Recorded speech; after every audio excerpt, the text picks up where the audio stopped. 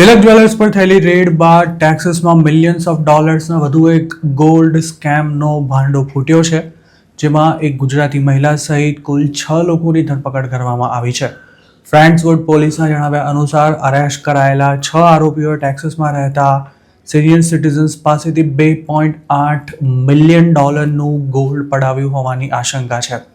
Arrest કરાયેલા લોકોમાં શુગરલેન્ડની સ્મિતા ઠાકોર નામની 43 વર્ષીય ગુજરાતી મહિલા ઉપરાંત મિઝોરીના સમીર અલી ગમરાણી અને મુદસ્સર ઇકબાલ લાખાણી, ઇકબાલ ઇબ્રાહિમ લાખાણી, સમીર અલી અને ઝોહેબ મોહમ્મદનો સમાવેશ થાય છે. સ્મિતા ઠાકોર સિવાયના આરોપીઓ ક્યાંના છે તેની કોઈ કન્ફર્મ માહિતી નથી મળી શકી. આ કેસની તપાસ ડિસેમ્બર 2025માં શરૂ કરવામાં આવી હતી, જેમાં ફ્રેન્ડ્સવુડમાં રહેતા 81 વર્ષના વિક્ટિમને તેમના બેંક એકાઉન્ટમાં રહેલી કેશ વિથડ્રો કરી $7.66 લાખ ગોલ્ડ કોઇન્સ ખરીદવાની ફરજ પાડવામાં આવી હતી. તેવી જ રીતે સપ્ટેમ્બર 2025માં ફ્રેન્ડ્સવુડના 74 વર્ષીય વૃદ્ધને પણ આ જ રીતે ઠગી તેમની પાસેથી $1.34 લાખ ગોલ્ડ પડાવાયું હતું.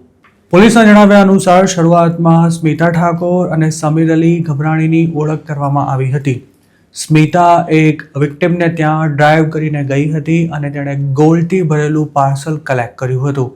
તે ડિસેમ્બર 29, 2025ના રોજ અરેસ્ટ થઈ હતી અને તેના પર $1 મિલિયન બોન્ડ મૂકવામાં આવ્યો છે. સ્મિતા પકડાઈ ત્યારબાદ પોલીસ સમીર અલી સુધી પહોંચી હતી અને ડિસેમ્બર 31ના રોજ તે પણ પકડાઈ ગયો હતો. હાલ સમીર અલી પણ જેલમાં છે અને તેના પર પણ $1 મિલિયન બોન્ડ છે. ગેલ્વેસ્ટન કાઉન્ટી જેલમાં બંધ સમીર અલી અમેરિકામાં ઇલીગલી રહેતો હોવાનું પણ બહાર આવ્યું છે. 2 આરોપીઓની ધરપકડ બાદ પણ આ કેસની તપાસ ચાલુ રહી હતી, જેમાં ટોટલ $2.8 મિલિયન આ સ્કેમમાં એક પછી એક વધુ 4 લોકોની સંડોવણીના પુરાવા મળી આવ્યા હતા. રિચમન્ડમાં આવેલા એક રેસિડેન્સમાં તપાસ દરમિયાન ફ્રેન્ડ્સવુડના વિક્ટિમ પાસેથી જે 177 ગોલ્ડ કોઇન્સ પડાવવામાં આવ્યા હતા, તેમાંથી 157 કોઇન્સ પોલીસે રિકવર કર્યા હતા અને સાથે જ આ સ્કેમને લગતા અમુક મહત્વના પુરાવા પણ આ જ રેડ દરમિયાન પોલીસે હાથ લાગ્યા હતા. મુદસ્સર લાખાણી અને ઇકબાલ ઇબ્રાહિમ લાખાણી નામના જે 2 આરોપીઓની ધરપકડ કરવામાં આવી છે, તેઓ રિચમન્ડના જ છે. તેમના પર $3 લાખથી વધુની પ્રોપર્ટીની ચોરીનો આરોપ છે અને હાલ તેમના પર $5 મિલિયન બોન્ડ મૂકવામાં આવ્યા છે. 6 આરોપીઓની ધરપકડ બાદ હ્યુસ્ટનમાં આવેલા એક જ્વેલરી સ્ટોરની પણ આ સ્કેમમાં સંડોવણી હોવાના પુરાવા મળતા પોલીસે જાન્યુઆરી 9ના રોજ તેના પર પણ તપાસ કરી હતી. આ દરમિયાન ચોરીનો બાકીનો માલ મિઝોરી સિટીમાં આવેલા એક રેસિડેન્સમાં પડ્યો હોવાની માહિતી મળતા ફેબ્રુઆરી 2ના રોજ ફ્રેન્ડ્સવુડ પોલીસ મિઝોરી પહોંચી હતી અને ત્યાંથી પણ ચોરાયેલું ગોલ્ડ જપ્ત કરવામાં આવ્યું હતું.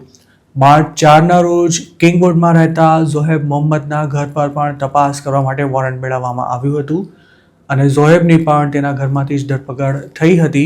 હાલ તે જેલમાં બંધ છે અને તેના પર પણ $5 મિલિયન બોન્ડ મૂકવામાં આવ્યો છે.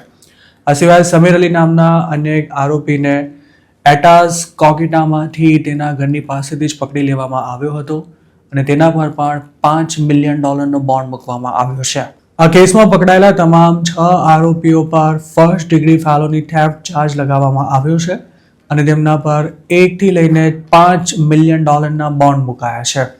આરોપીઓએ ચોરીના ગોલ્ડનો વહીવટ કરીને જે કંઈ પ્રોપર્ટી વસાવી છે કે પછી ગાડીઓ સહિતની જે વસ્તુઓ ખરીદી છે તેને પણ જપ્ત કરવાની કાર્યવાહી શરૂ કરવામાં આવી છે.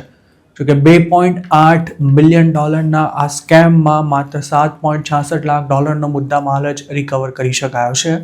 પણ પોલીસનું કહેવું છે કે તપાસ હજુ પૂરી નથી થઈ અને આગામી દિવસોમાં વધુ લોકોની ધરપકડ થઈ શકે છે તેમજ સ્કેમનો આંકડો પણ વધી શકે છે.